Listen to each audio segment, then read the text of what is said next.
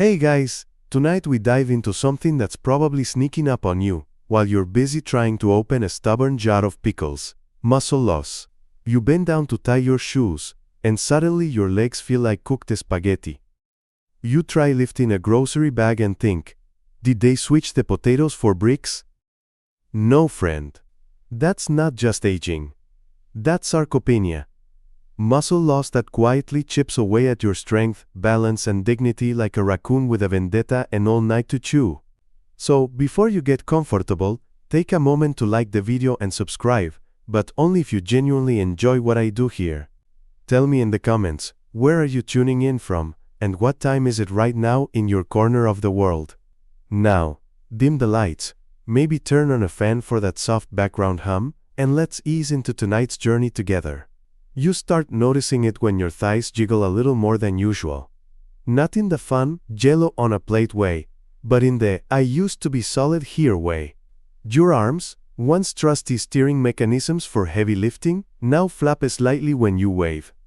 It's subtle, insidious, and no one really tells you it's a condition with a real name until it's already gnawing at your independence. Historically, muscle loss in elders wasn't seen as a medical issue. It was just old age. Back in ancient Rome, veterans were fed barley gruel and left to wobble around the villa. But now, we know better. Sarcopenia can increase your risk of falls, fractures, and even hospitalization. Interestingly, some anthropologists argue whether early agrarian societies, those grain-hoarding Neolithic farmers, actually aged faster than hunter-gatherers due to muscle inactivity. Historians still argue whether the introduction of the sickle helped or harmed rural longevity, but you're here listening, which means you've still got fight left in those calves. Let's start getting them back. Your calendar flips past 60 and suddenly, standing from a chair, without using your hands, feels like Olympic-level gymnastics. That subtle sense of weakness isn't your imagination, it's a textbook case of sarcopenia creeping in.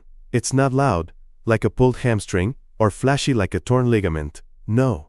Sarcopenia is the polite thief who quietly steals your strength while you're focused on TV remote placement. These lows can begin as early as your 30s, but after 60, it accelerates like a shopping cart on a steep hill. By 70, up to 15% of muscle mass can vanish if you do nothing. And no, holding the dog's leash while it pulls you around the block doesn't count as resistance training, unless your dog is a Saint Bernard named Atlas. In ancient China, imperial physicians believed qi energy flowed through the muscles like river currents. When elders grew weak, it was thought their energy was blocked, usually blamed on ghosts, spicy food, or a neighbor with a bad aura. Today, we know it's less ghostly and more biological. A reduction in anabolic hormones, slower protein synthesis, and changes in neuromuscular function. Curiously, some gerontologists argue whether sarcopenia should be classified as a disease or a natural part of aging. That debate still simmers in the academic soup pot. Meanwhile, you feel it. You notice the stairs are steeper than they used to be. Your jar-opening success rate plummets. You laugh a little less heartily because, well, laughing now kind of tugs on your ribs. Sarcopenia isn't just about the mirror. It's about movement, confidence, and independence. But don't panic. You're not a pile of wet noodles just yet, and the best part? There's something you can eat. Yes, eat. That helps reverse it. You open the fridge. There's that familiar chunk of white, soft cheese, humble, crumbly, and maybe just a day past its prime. It's not glamorous. It doesn't come wax-sealed, like something from a 19th century French picnic. But feta, oh, feta is a quiet miracle wrapped in brine. You may not realize it, but this salty Greek staple is secretly armed with muscle-reviving powers that would make a Spartan warrior raise an eyebrow. High in protein and rich in calcium, feta supports muscle fiber repair and contraction. And it's made from sheep's milk, or sometimes a blend with goat's milk, making it easier to digest for many seniors than cow-based cheeses. So yes, your stomach might throw a party instead of a protest. Back in the early days of Greece, herders used woven baskets to strain curds, storing the resulting cheese in barrels of salty water. It wasn't just tasty, it was survival food. Some historians argue whether feta was actually first crafted in ancient Thrace or later during Byzantine rule, but one thing is clear: it's been saving joints and jump shots for centuries. Curiously, feta contains conjugated linoleic acid, CLA, a fat compound that's been linked to reduced inflammation and better body composition. It's not magic, but in a world where every step counts, even a little support makes a big difference, and don't overlook its versatility.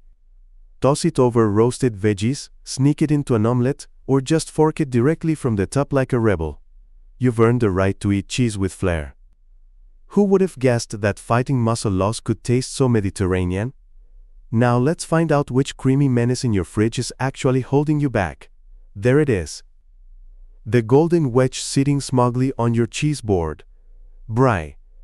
Soft, buttery, seductive. It oozes charm like a retired soap opera star. But for all its creamy allure, brie might just be the double agent of your aging body's wellness plan. See, brie is the kind of cheese that whispers sweet nothings, then clogs your arteries when you're not looking. It's high in saturated fat, which isn't inherently evil, but in excess it doesn't exactly help your cardiovascular system. And when your heart's under more strain, your muscles suffer from the reduced oxygen flow. That's like trying to rebuild a house while someone slowly shuts off your electricity. Historically, brie earned its nickname, the Queen of Cheeses, during Charlemagne's time in the 8th century.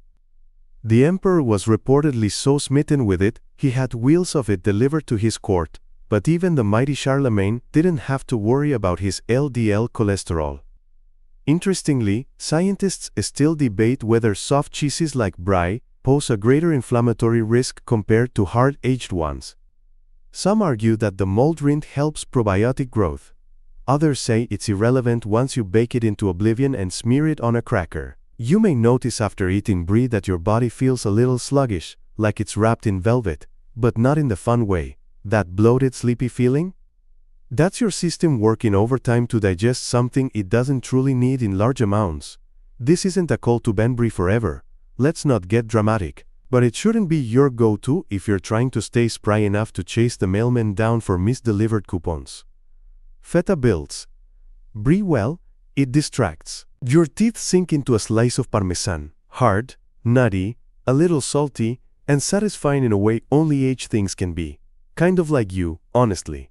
And just like a well-aged human, Parmesan is packed with depth, grit, and surprising strength. This cheese is not just an Italian staple. It's a protein bomb dressed up in a rind. With roughly 10 grams of protein per ounce and very low lactose levels, it's basically a gym membership in crumble form. It's also teeming with leucine, an amino acid that flips the switch on muscle growth like a tired dad turning on the garage light after dinner. Yep, you can almost hear it. Click, time to build. Parmesan's roots trace back to the 3rd century in the Parma region, where monks were trying to make milk last longer. They ended up with a cheese so solid and savory, it eventually became currency. Literal chunks of it were used in barter. Historians still debate whether that was more economical or just a delicious excuse to avoid carrying coins. Here's the odd bit. Authentic Parmigiano Reggiano must age at least those months. During that time, it becomes rich in calcium and phosphorus. Minerals your bones now beg for like a cat for dinner. Sprinkle it over pasta, shave it onto salads, or just break off a hunk and chew contemplatively while staring out the window. That's called aging gracefully. Compared to its creamy cousins, Parmesan is like the older sibling who did everything right, reliable, strong, maybe a little dry, but still impressive. If your goal is to battle sarcopenia, like a Renaissance noble in a tunic, this cheese is your trusty sword. There's something suspiciously cheerful about a block of bright orange American cheese. It's soft. It melts like a dream. It tastes like nostalgia. But let's be honest, it's the edible equivalent of wearing Crocs to a wedding. Comfortable but wildly inappropriate. American cheese isn't exactly cheese. It's more like cheese that went to Vegas, lost its identity, and came back with a few plastic surgeries and a new name. Technically, it's a processed cheese product, which is a fancy way of saying it contains milk, whey, fat, and a support group of emulsifiers. Originally developed in the early 20th century to make cheese more shelf-stable for war rations, American cheese quickly became a national staple. But historians still argue whether that invention was a culinary revolution, or the moment cheese began to lose its soul. Why should you care? Because this stuff is low in real nutrients and high in sodium, preservatives, and mystery. It gives you almost no calcium, barely any quality protein, and zero of the muscle rebuilding mojo you're after in your golden years. You eat it, and your body reacts like, thanks for this soft rectangle of disappointment. No lasting fuel. No real gain. Just a slippery bite that slides into your grilled cheese and leaves your mitochondria questioning their life choices. Sure, it's convenient. And yes, it melts on burgers like a dream. But you're not after dreams right now. You're after legs that still work on stairs and arms that can carry a watermelon. American cheese isn't helping, it's just there. Clingy, like that acquaintance who always shows up uninvited to potlucks. You deserve better. You deserve cheese that gives back. Now your tongue lands on a bite of cottage cheese. Cold, curdy, oddly refreshing. It's like yogurt's lumpy cousin, who doesn't get invited to many parties, but shows up anyway and brings protein snacks, and honestly, you're glad it did. Cottage cheese might look like something scraped from a science experiment, but it packs a muscle-boosting punch so strong it could be wearing tiny dumbbells. High in casein protein, slow digesting and ideal for overnight muscle repair, it works while you sleep. You, snoring peacefully, your muscles quietly rebuilding like a home renovation montage. It first gained popularity in the US during World War I as a meat alternative. Women were encouraged to make meatless meals using cottage cheese, and by the 1970s, it was the go-to health food of Hollywood.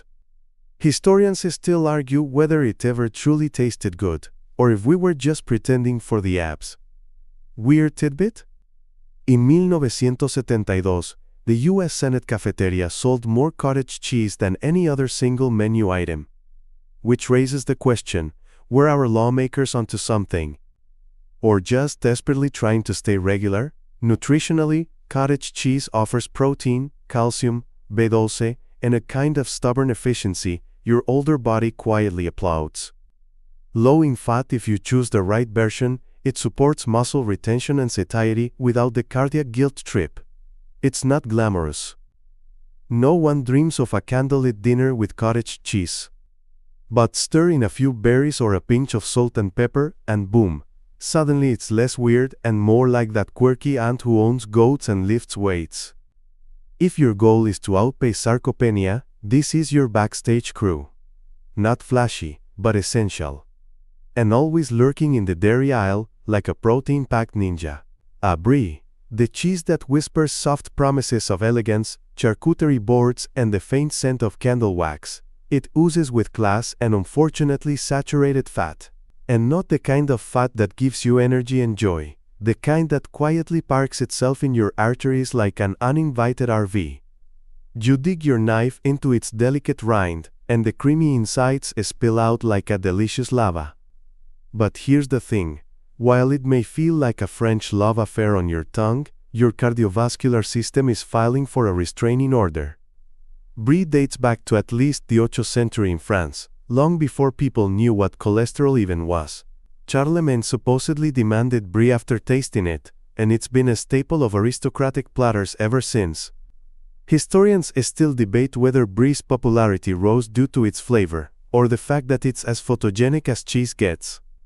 But here's the side note no one mentions. Brie's high in fat, not much protein, and often paired with wine, bread, and a nap.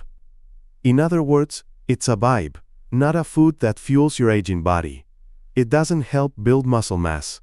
It doesn't fight inflammation. And it certainly doesn't care about your cholesterol. Brie is that friend who tells you to treat yourself right before you fall asleep in a food coma and wake up with heartburn.